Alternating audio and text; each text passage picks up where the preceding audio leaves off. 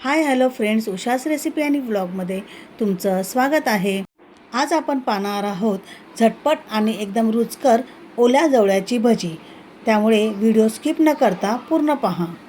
आपण आता जवळ्याची भजी करणार आहोत।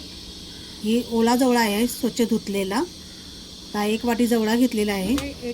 मोठा कांदा बारीक चिरून घेतलेला आहे। 1 वाटी बेसन, अर्धा चमच इतकी हळद, अर्धा चमच गरम मसाला, 1 चमच धना पावडर, 1 चमच आपण घेणार आहोत लाल तिखट, कोथिंबीर, कोकम आहे ना, कोकमचा कोळ केलेला आहे हा आंबटपणासाठी। सर्व आपण मिक्स करून घेणार आहोत। यात मी पाणी टाकलेलं नाही आहे। जर आपल्याला पाण्याची आवश्यकता लागली तरच घ्यायचं आहे। छान असं मिक्स करून घेऊया। जर अगदी पातळ वाटत असेल तर चण्याचं पीठ थोडंसं घेऊन टाकूया। भजी जसं आपण भजी करतो त्या पद्धतीनेच ही भजी होते, पण खूप टेस्टी लागते ही भजी। नक्कीच अशा पद्धतीने करून बघा।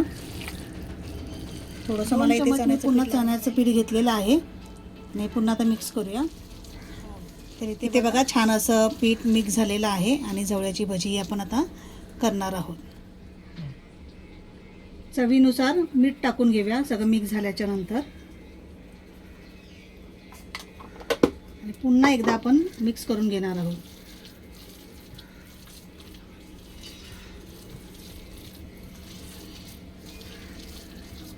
तेल तापलेलं आहे आणि आता आपण इथे भजी काढून घेऊया। तुम्हाला जशी पाहिजे तशी गोल कांद्याची भजी जशी तळतो आपण त्या पद्धतीने तुम्ही तळू शकता।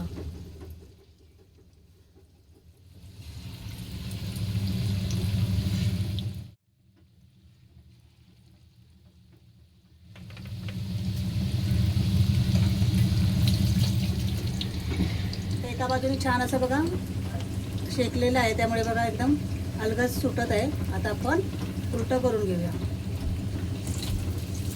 दुसरी बाजू पण आपण शेकून घेणार आहोत। यामध्ये जर तुम्हाला अद्रक लसूण वगैरे टाकायची असेल ना तर ते पण तुम्ही टाकू शकता। मी टाकलेली नाही आहे, तर तुम्हाला पाहिजे असेल तर तुम्ही ती टाकू शकता। बघा छान असं खरपूस सोनेरी कलर भाजून घेणार आहोत। दुसरी बाजू पण आपली छान सोनेरी कलरवर शेकली गेलेली आहे। आता आपण याला काढून घेऊया।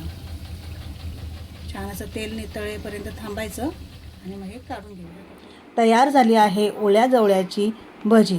ही एकदम रुचकर आणि स्वादिष्ट अशी भजी होते। खरपूस अशी भाजल्याच्या नंतर खूपच टेस्टी लागते।